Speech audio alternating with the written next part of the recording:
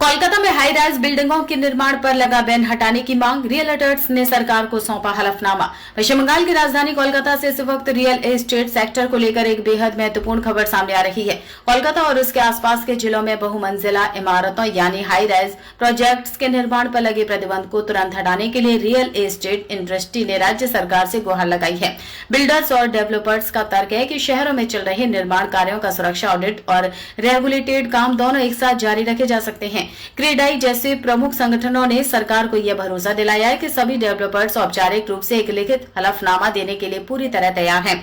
इस हलफनामे में वे यह पुष्टि करेंगे कि उनके प्रोजेक्ट सभी वैधानिक, स्ट्रक्चरल और सुरक्षा मानकों का पूरी तरह पालन कर रहे हैं, ताकि अधर में लटके प्रोजेक्ट्स को बिना किसी लंबी देरी के फिर से शुरू किया जा सके।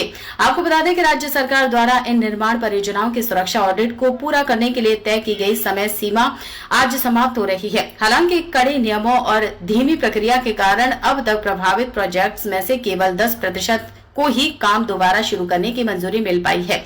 अगर आंकड़ों पर नजर डालें तो कोलकाता में अब तक सिर्फ 32 परियोजना में काम फिर से शुरू हो सकता है। तकनीकी समिति ने करीब 30 और प्रोजेक्ट्स को हरी झंडी दे दी है, लेकिन उच्च स्तरीय समिति द्वारा उन्हें मंजूरी मिलना अभी बाकी है। गौरतलब है कि इसी साल 24 जून को तारातला में एक गोदाम ढहने की दर्दनाक घटना में 16 लोगों की जान चली गई थी। इस हादसे के बाद सरकार ने कड़ा रुख अपनाते हुए कोलकाता में 344 और दक्षिण 24 परगना, उत्तर 24 परगना, हावड़ा तथा हुगली जैसे पड़ोसी जिलों में करीब 150 निर्माणाधीन हाई राइज प्रोजेक्ट्स पर रोक लगा दी थी। इस प्रतिबंध के दायरे में G+5 और उससे ऊंची सभी निर्माणाधीन आवासीय इमारतें शामिल हैं। इस लंबे प्रतिबंध का असर अब जमीन पर साफ दिखने लगा है, जिससे रियल एस्टेट सेक्टर से जुड़े सभी पक्षों में भारी चिंता है।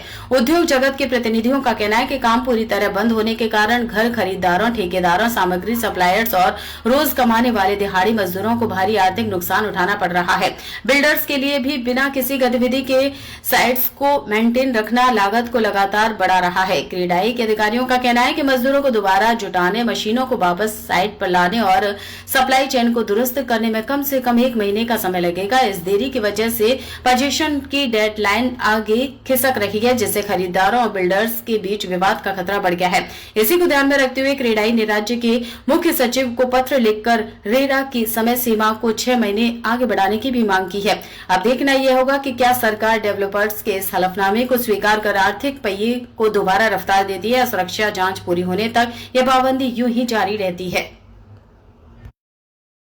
अगर आप अपने बिजनेस, शॉप, कंपनी या सर्विस को ज्यादा कस्टमर तक पहुंचाना चाहते हैं एडवर्टीजमेंट के जरिए, तो आप न्यूज टैग इंडिया और हालाते बंगाल से कांटेक्ट करें। फोन नंबर 9831060581 या फिर 8240148182 पर कॉल करें।